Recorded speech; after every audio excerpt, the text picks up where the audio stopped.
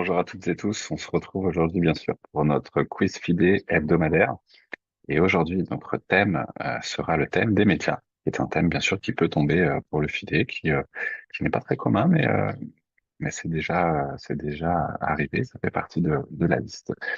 Je vous propose de commencer sans plus tarder notre quiz avec, bien sûr, notre première question, qui est une question de compréhension orale. La première question, donc, quel média reste populaire en début de journée? On écoute une première fois. Bonjour, ici la radio suisse romande. Aujourd'hui, nous parlons des habitudes des Suisses avec les médias.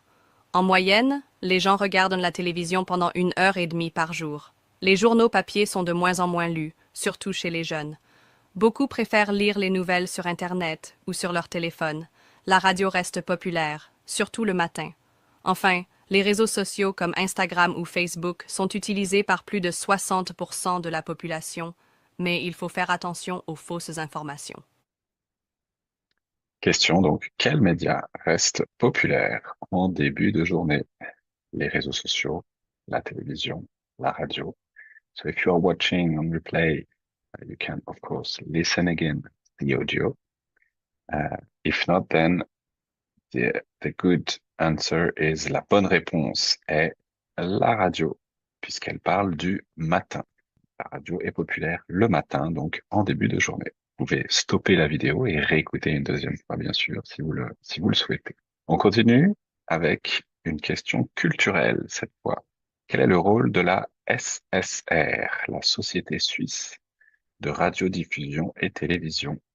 Vendre des journaux dans les gares, proposer des émissions de service public dans les langues nationales ou offrir uniquement des programmes de divertissement. Quel est le rôle de la SSR? C'est une question culturelle ici. La SSR est une société suisse qui propose des émissions de service public dans les différentes langues nationales en Suisse.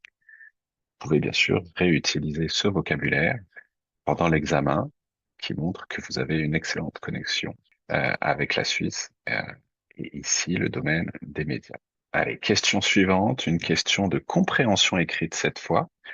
Je vous propose de lire le petit texte ici. Vous pouvez bien sûr mettre pause sur la vidéo. You can of course pause this video so that you have enough time to read this little text. C'est un texte sur les médias et les journaux et les habitudes de consommation des Suisses.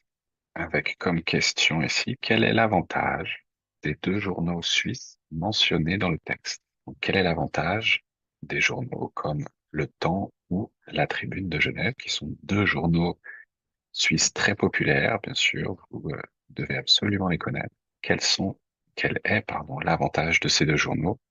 L'avantage est qu'ils ont plusieurs formats ici, puisqu'ils ont une version papier et une version numérique. La bonne réponse était la troisième proposition. Question suivante, une petite question de vocabulaire. Allez, que signifie le mot fiable dans cette phrase? Il est important de choisir des sources d'informations fiables, surtout sur Internet. Que signifie le mot fiable? Ce sont des sources d'informations qui sont populaires, qui sont gratuites, qui donnent des informations sérieuses et vraies. Que signifie le mot fiable?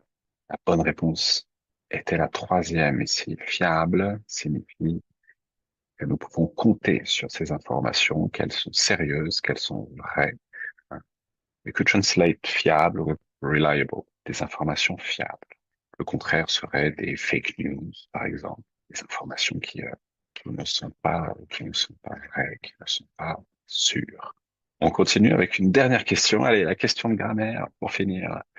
On complète la phrase avec la bonne forme du verbe. Les émissions que j'ai regardées hier soir étaient très intéressantes. Trois propositions. Attention ici, c'est le passé composé et le passé composé avec avoir. Observez bien la phrase.